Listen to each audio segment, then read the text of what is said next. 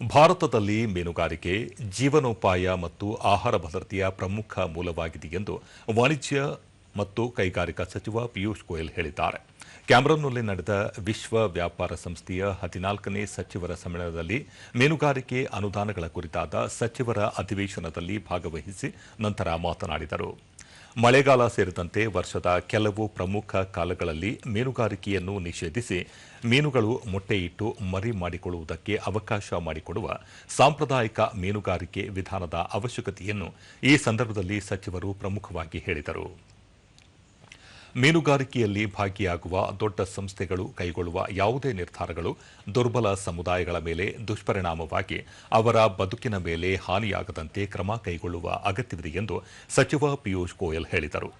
ಕೇಂದ್ರ ಸರ್ಕಾರದ ಮೀನುಗಾರರ ಹಿತರಕ್ಷಣಾ ಕ್ರಮಗಳು ದೇಶದ 9 ದಶಲಕ್ಷಕ್ಕೂ ಅಧಿಕ ಮೀನುಗಾರರ ಬದುಕಿಗೆ ಸಹಾಯಕವಾಗಿವೆ. ಅದರಲ್ಲೂ ಪ್ರಮುಖವಾಗಿ ಸಣ್ಣ ಸಾಂಪ್ರದಾಯಿಕ ಮತ್ತು ಕುಶಲಕರ್ಮಿ ಮೀನುಗಾರರ ಬದುಕಿಗೆ ನೆರವಾಗಿದೆ ಎಂದು ತಿಳಿಸಿದರು.